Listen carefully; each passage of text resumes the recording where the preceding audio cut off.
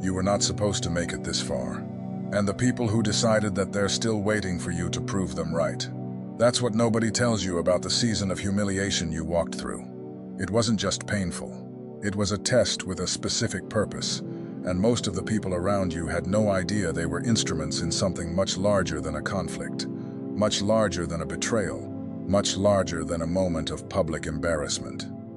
What happened to you, the silence of people who should have stood up, the whispers that reached your ears from rooms you were no longer invited into, the feeling of watching someone else build their name on the ruins of yours.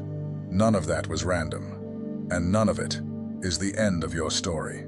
But here's what I need you to stay with me for, because this is where most people get it wrong. They survive the humiliation. They endure the desert. They keep breathing when everything in them wants to stop.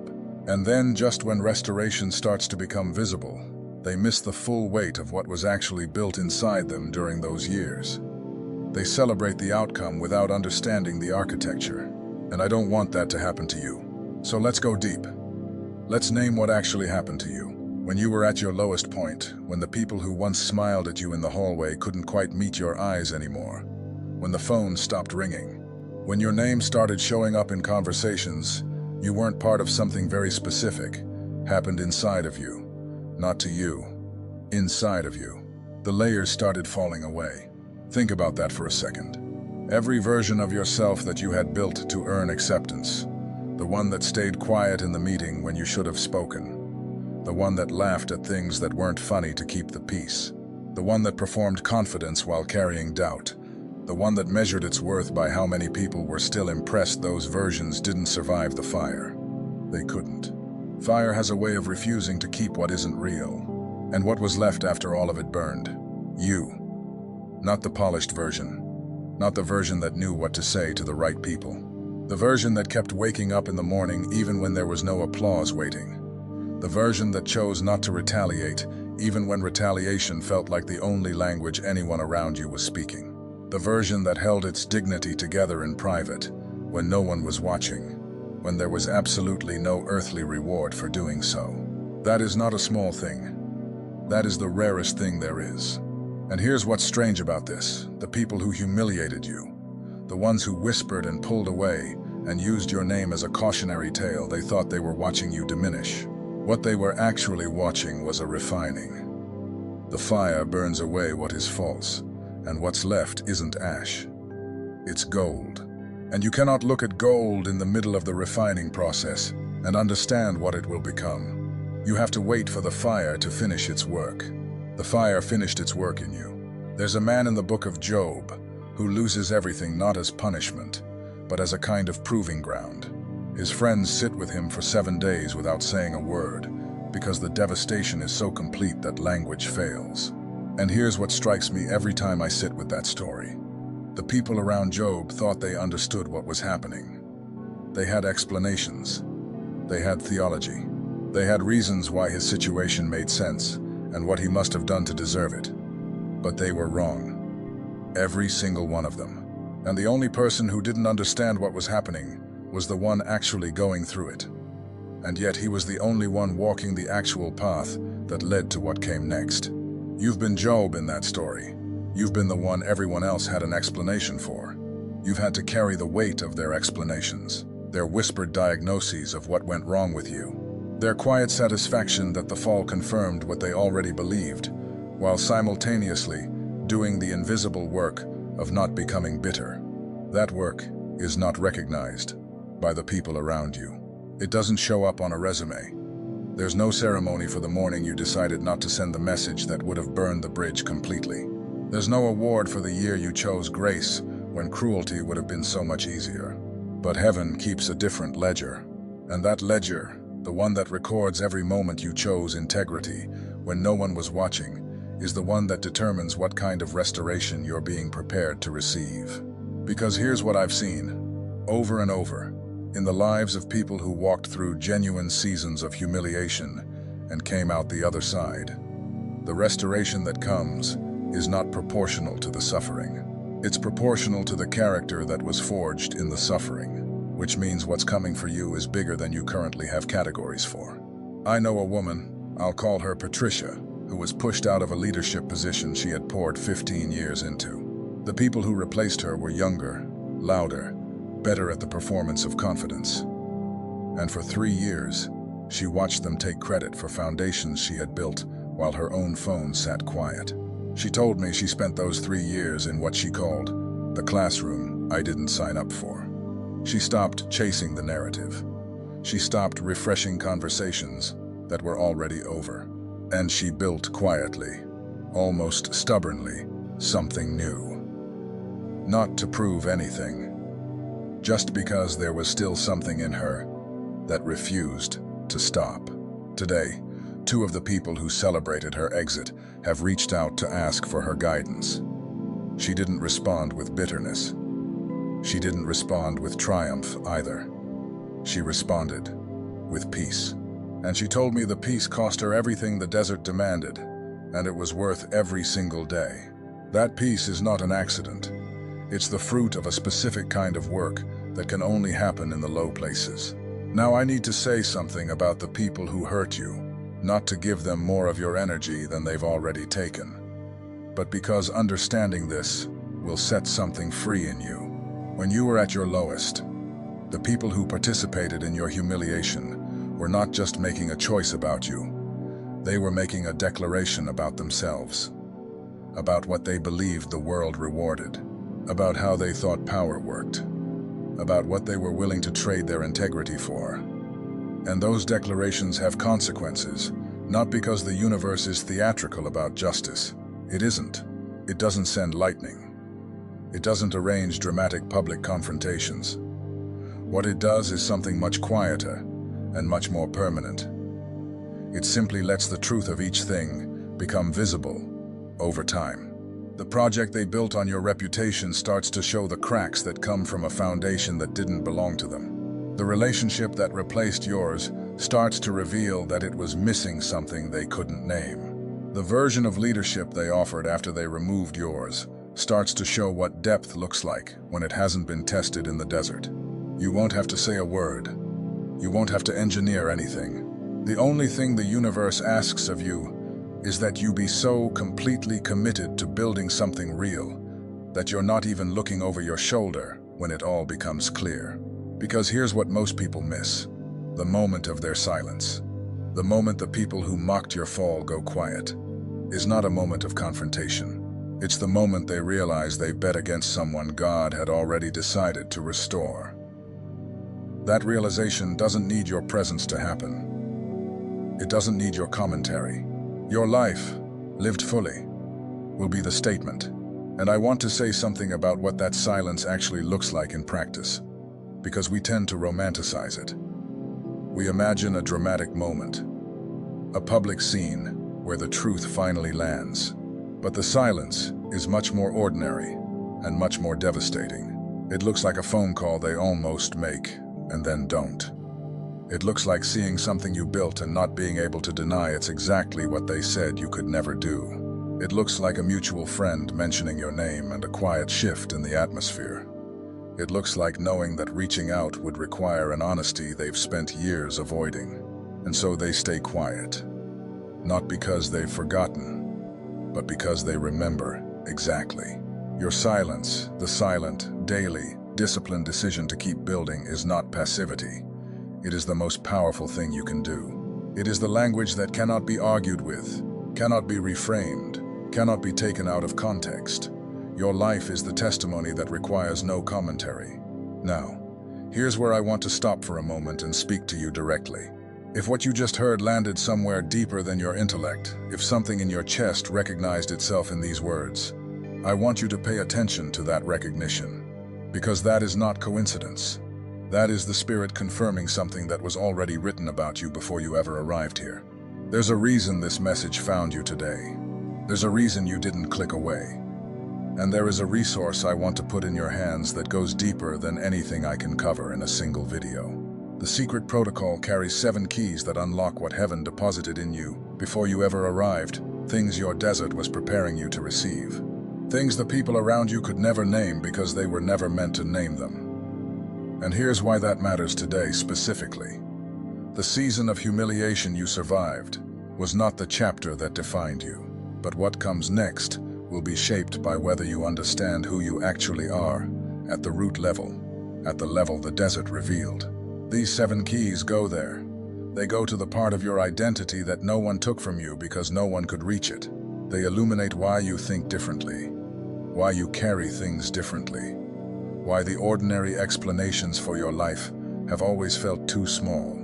The full audiobook is included so you can absorb these truths in your car, in your early mornings, in those late nights when your spirit is most awake and most honest with you. And you also receive the Awakening Map as a bonus, a guide that illuminates the 5 seasons of spiritual awakening with a precision that will show you exactly where you are right now and what the Spirit is releasing in this next season. The desert you walk through has a season that comes after it.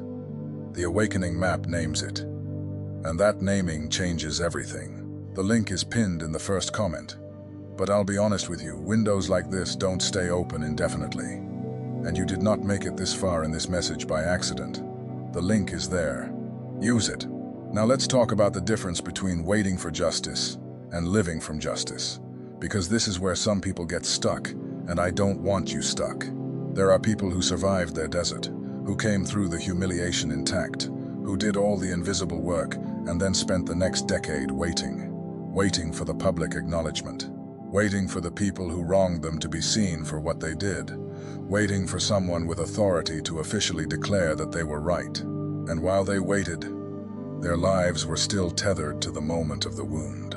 Their energy, their attention, their creative power, all of it, orbiting a fixed point in the past, instead of building toward a fixed point in the future. I understand the impulse. When you've been genuinely wronged, when real damage was done to your reputation, your livelihood, your sense of self, the desire for public vindication is not weakness. It's a completely human response to a real injury. But here's the truth I have to say plainly. The restoration God prepares for you doesn't arrive at the moment the wrong is acknowledged. It arrives at the moment you stop needing the acknowledgement to move forward. That shift from waiting on justice to living from justice is one of the most powerful moves a person can make. It's a quiet decision, made in private, that says, what happened was wrong.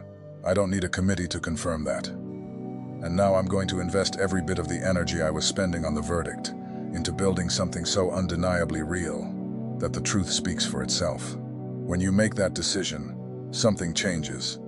Not dramatically, not overnight. But the people around you start to sense something different in you. Opportunities that had gone quiet start to surface again. Conversations you didn't expect start to happen. Doors that seemed sealed begin to open, not because the world suddenly became fair, but because you changed how you're moving through it.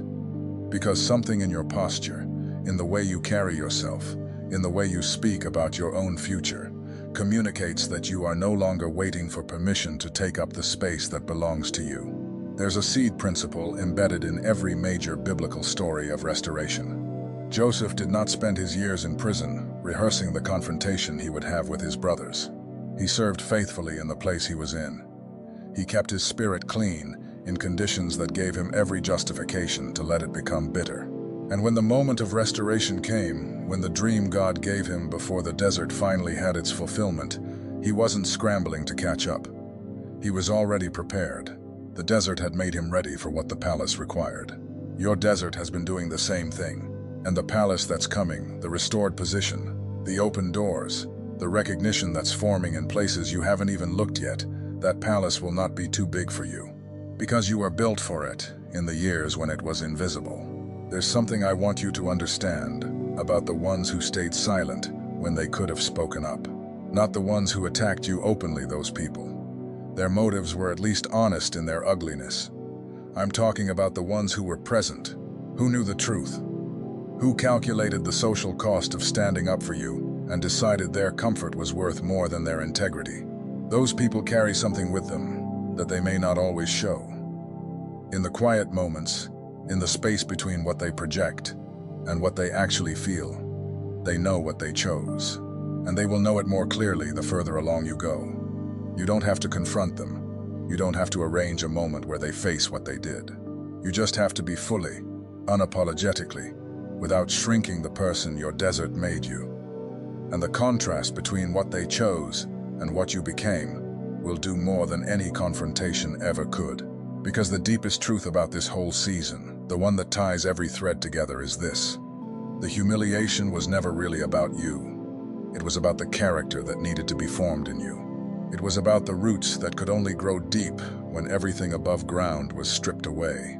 It was about the kind of peace that can only be earned, not given, not borrowed, not performed, the peace that comes from having been at the bottom and having chosen, in that place, to remain who you were made to be. The people who mocked your fall didn't understand that they were watching a planting. They thought they were watching an ending. You were not supposed to make it this far, and you made it anyway. Now I want to say one last thing, and it's something that rarely gets named honestly in conversations about restoration. The people who are positioned to receive what God is preparing don't always look like they're winning in the middle of the process. Most of the time they look like the opposite. They look quiet. They look like they've stepped back from the competition because they stopped trying to reclaim the narrative through the same channels that were used to diminish them. And that quietness is not defeat. That quietness is the sound of someone who no longer needs the room to validate what God already confirmed. Think about Moses. Before he was the man who parted the Red Sea, he spent 40 years in the back of the desert tending sheep. After being raised in Pharaoh's palace, after every system of power Egypt had to offer, 40 years of silence, of obscurity, of watching other people occupy positions that by any human measure should have been his. And when God finally spoke to him from the burning bush, Moses didn't come out of the desert angry. He came out transformed. Scripture says he was the meekest man on the face of the earth. Not the weakest, the meekest. There's a difference. Weakness is the absence of strength. Meekness is strength that has learned to be still. You've been learning to be still. That stillness is the posture of someone who knows the battle does not belong to them, to fight with the weapons they were given before the desert. The desert gave you different weapons, patience, depth, the ability to carry others through pain because you survived your own. Those weapons don't make noise, but they change things in ways that loud weapons never can. And when your restoration becomes visible, when the people who bet against you go quiet, some of them will try to rewrite the story. Some will reach out with warmth that didn't exist when you needed it. And you will have a choice in that moment. Not whether to forgive. Forgiveness is not for them. Forgiveness is for you. And you've already done that work in the desert. The choice is whether to receive those gestures from a place of need or from a place of wholeness. You will be whole. And from wholeness, you can decide exactly how much access the past gets to your future. That is not cruelty. That is wisdom. That is the discernment the desert gives you about which relationships can hold the weight of who you've become. The honor is coming. The restoration is already in motion. Those plans were never in their hands to begin with, and they are still completely intact. Stay faithful to what was planted in you. Build the thing you know you're supposed to build. Keep your spirit clean, and trust that the God who allowed the desert knows exactly how long it needs to last, and exactly what he's building on the other side. I want to hear from you in the comments today. Not about the people who hurt you. You don't have to name them. Just tell me this. When you were in your lowest season, what was the one thing that kept you from becoming bitter? One decision, one morning, one verse, one moment. What kept you moving forward when everything in you wanted to stop? I read every single comment, and your answer might be exactly the word someone else needs to find today.